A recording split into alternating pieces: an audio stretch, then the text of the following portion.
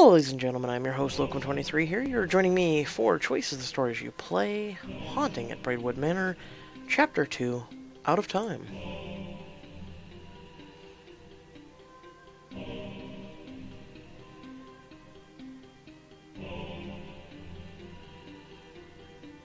Completely different landscape from when we first left off. You watch your heart with your heart in your throat as the bedroom door creaks open to reveal a young woman dressed in fashions of a bygone era, her dark eyes fixed on you.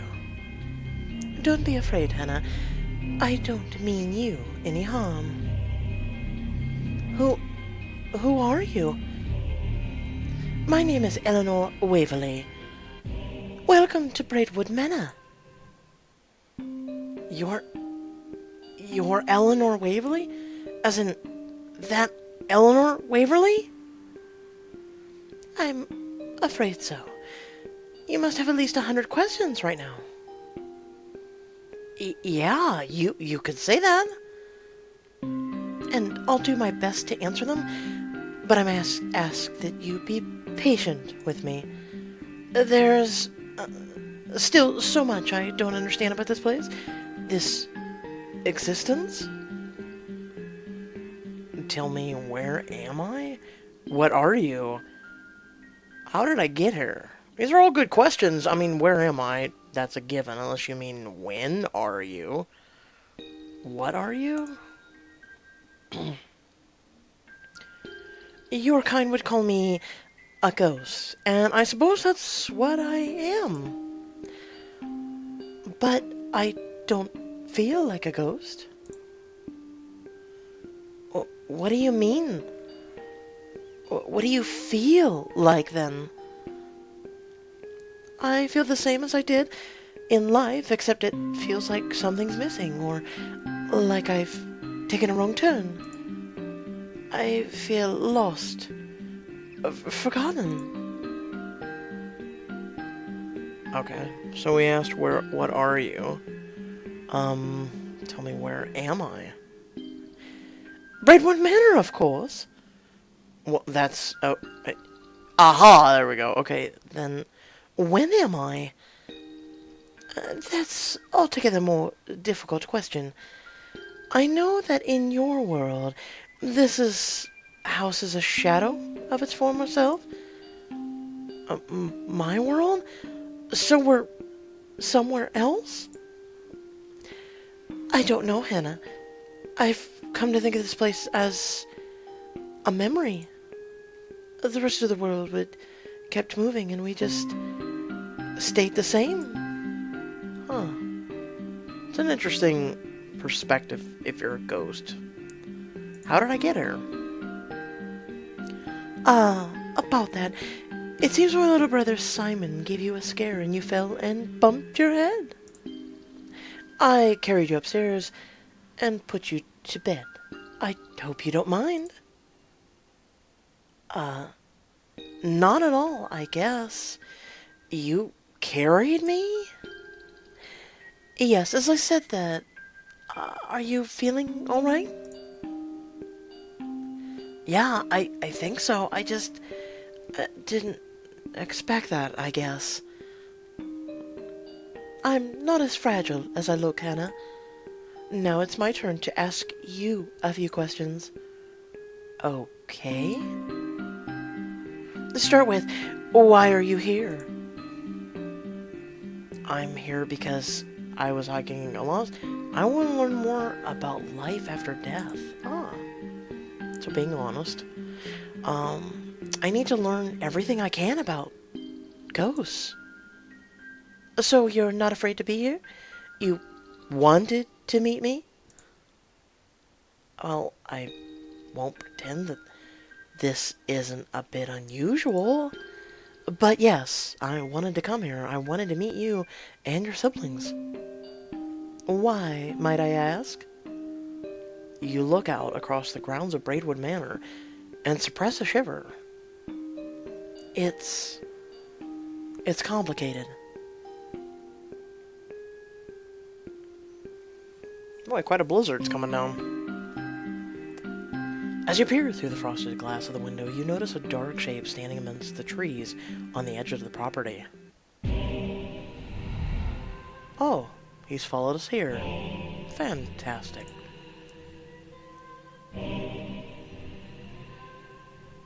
Jonathan! Your brother's ghost melts into the trees, leaving you looking out at a bare expanse of white snow. Eleanor moves to stand beside you, and she lays her hand on your shoulder. I think I understand. You were haunted before you ever set foot in this place. Eleanor, this is why I need to learn more about you. About your world. Otherwise, I'll never be able to help my brother. Just let me stay here, please. I promise I won't cause you any trouble. A frown creases Eleanor's eyebrows, and then she smiles slightly. Come with me. Where are we going? I'm giving you the grand tour, of course. After all, if you're going to stay here, you may as well get to know the house. You hurry to keep up with Eleanor as she strides out into the hall. So, you're letting me stay? Of course. We never get any visitors anymore, and it would be nice to have company. You follow Eleanor out onto the second floor, landing off the grand foyer, gasping at the sight of a familiar room restored to its former glory. Oh my God, it's so beautiful. What was it like to grow up here? I didn't grow up here. Well, not entirely. We left England when I was 15. That must have been hard. I certainly threw more than a fair share of tantrums, but I came to like it here, in my own way. Still, I would have liked to see England again before... Eleanor trails off, turning away from you, to continue down the staircase. Well, let's not talk about that. I'm sorry. Don't be. It's not your fault. Just then you hear a sudden crash from somewhere downstairs. What was that? Eleanor looks pained for a moment, and then her expression resolves to a tired smile. Nothing you need to worry about. Okay, if you say so. When can I meet the rest of the family? Very soon, but there's something you should know. What's that? Unlike myself, my siblings aren't aware that they're... what? Dead. What? But... how come you know? Why haven't you told them? How come you know? I'd rather not say. I'm sorry, Hannah. It's just too painful. But why haven't you told them? How can you ask such a thing? What do you mean? I'm sorry. I shouldn't be cross with you. You can't possibly imagine what it's like to live with the knowledge that you're not really living at all. Trust me, Hannah. Ignorance is bliss. I wouldn't dream of taking that away from my siblings. You're welcome to stay, but don't say anything to the children that would upset them. Don't talk about where you're from, or what the world is like beyond these walls. Just let the children be children, Hannah. That's all I ask. All right, Eleanor. I won't say anything. I promise. We'll need an explanation for who you are and why you're here. I know. I'll introduce you as their governess. Do you have any experience as such? I did some babysitting in high school. Perfect. It won't be difficult. You'll see. Simon's the only one who really needs watching. Clarissa and Thomas are old enough to look after themselves. Those are your other siblings? Yes, they're 14 and 12, respectively. Simon's only 8. They're all waiting in the parlor if you're ready to meet them. Although, it would be better if you wore something else. What's wrong with what I'm wearing? Nothing at all.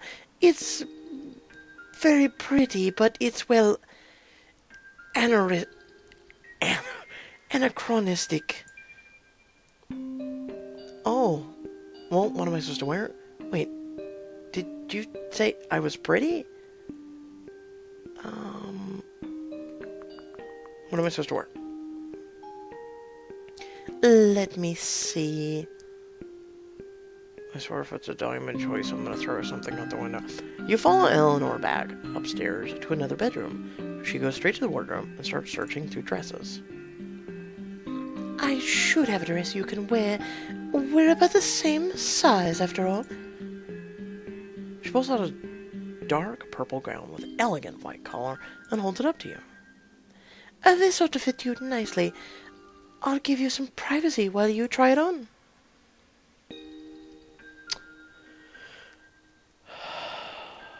That's all I'm saying right now. So, while that is pretty, we'll discuss this at the end of the video. Eleanor comes back in to check on you, stopping short when she sees you still in those normal clothes. Why aren't you wearing the dress I found for you? I felt weird wearing it. Would it be okay if I just stuck with what I have on? I suppose. We'll just have to say people dress like that from where you're from. Thanks, Eleanor. Of course. Are you ready to meet the children? Yeah. I think I am. Lead the way. Eleanor leads you back downstairs to the parlor, where the three youngsters younger Waverly siblings sit expectingly. You recognize Simon, the boy from the night before, and he averts his eyes sheepishly when you meet his gaze. Children, we know who she is. She's just like Simon said she would be. Didn't I say her clothes were odd? Simon, don't be so rude. Thomas narrows his eyes suspiciously at you. They are, though. Who are you, exactly? This is Hannah. She's your new governess, as I expect you to treat her with the utmost respect. Thomas looks outraged. Governess? I don't need a governess. I'm almost as old as she is. Besides, you already take care of us, Eleanor. Hey, aren't you gonna give me a chance? Don't worry, I'm not staying long. Aren't you gonna give me a chance? Maybe we'll be best friends. You never know. Simon looks bashfully at the floor. I'm sorry, Miss Hannah. I'm not. I'm 12 years old, and I can look after myself. Thomas, please forgive my brother's coarse manners, Hannah. I, for one, am excited to have another lady to talk to. What does that make me?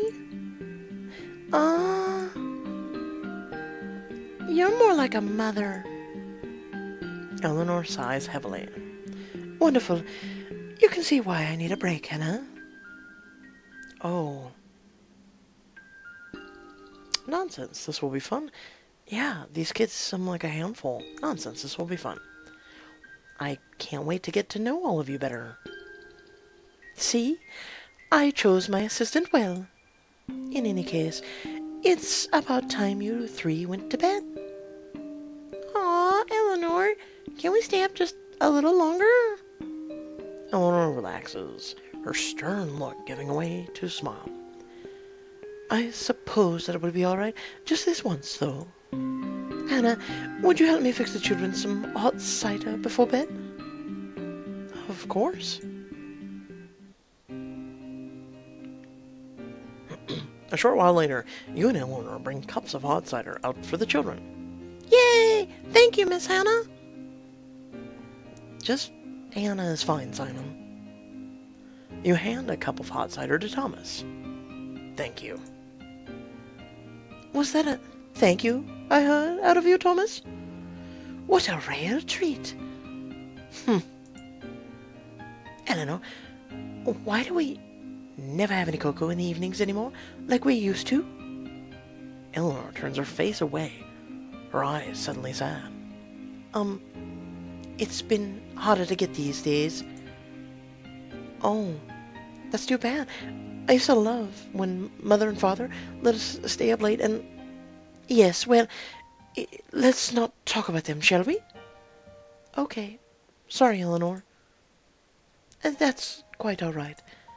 Hannah, I can put the children to bed if you'd like to get some rest. I know you've had an eventful day. Sure, okay. Should I stay in the same room upstairs? Of course. I'll help you find your way back. Like a horror game, you know when the triggering music happens, something's about to... Eleanor leads you out of the parlor and back into the foyer, her voice dropping to a whisper. There's one more thing I should tell you about Braidwood Manor. What's that? Whatever you think you hear, never leave your room after dark. Do you understand? Oh, okay. No leaving my room after dark.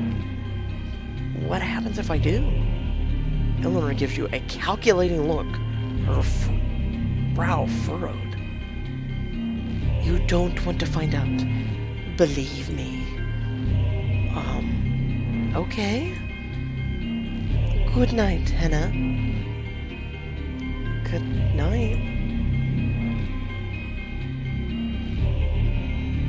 A short while later, you tuck yourself in the bed and lie in the dark, thinking hard. Am I losing my mind? Or is this really happening? And how can I get Eleanor to tell me why she and her siblings are all trapped here? I suppose I'll have to earn her trust first. Better make sure not to break any of her rules. As you lie there in the darkness, you're suddenly startled out of your reverie by a curious sound. Is someone crying? You strain your ears and catch the sound again. A low, mournful wail that seems to echo through the halls. Is that Eleanor? You get out of bed and hesitate before your bedroom door. Eleanor said not to leave my room after dark. But if someone's in trouble, what should I do? Go out into the hall, look through the keyhole first. You kneel down to peer through the keyhole, seeing nothing but the empty hallway.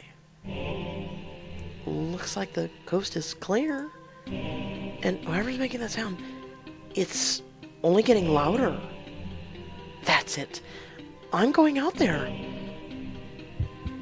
That's kind of dumb. You step out in the hall, shutting the door softly behind you.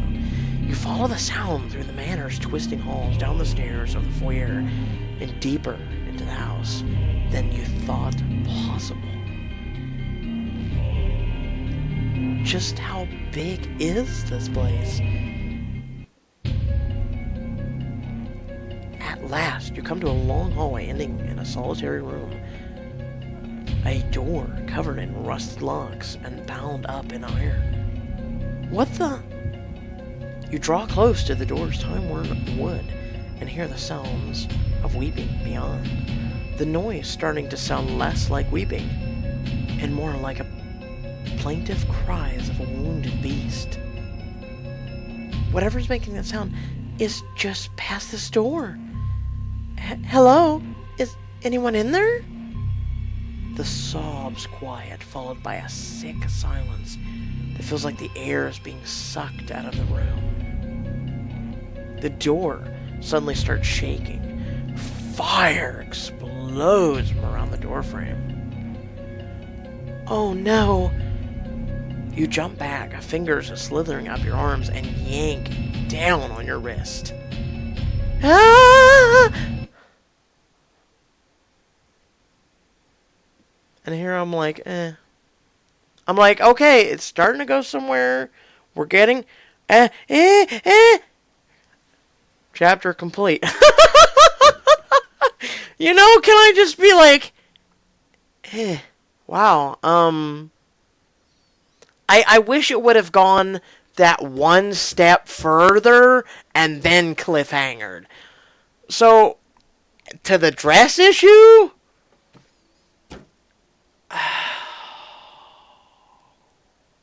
I feel like it's a choice that didn't matter.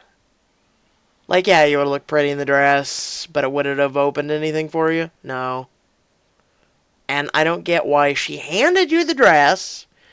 You were going to accept the dress, but you can't put on the dress because why? I don't get that. I really don't. I digress. Another thing is, how is she communing with the spirit world and yet the spirit carried her? I feel like she's dead. You know? I guess we'll see in the future chapters. I just feel like she's dead or in a coma or something. You know, she's just in a really deep trance or sleep. Or dead. Okay, well, I hope you guys did enjoy the video. Feel free to like, comment, share, and subscribe. And, well, let's go over here. Next, I will probably be doing Love Hacks, then Endless Summer, and then Freshman, and then Rules of Engagement. So, just letting you folks know that. I got this, and then Freshman. Where is Freshman? Freshman Book 1's there. Like, what? Yeah, we'll be doing Freshman Book 3. I'm just going to do it in order. I'm just going to, yeah, like I said, do it in order. I'm going to do Love Hacks next, then Endless Summer, Freshman, then Rules of Engagement. Rules of Engagement will be last, like last of the week. I hope you guys did enjoy. Until next time, folks. Have a good one.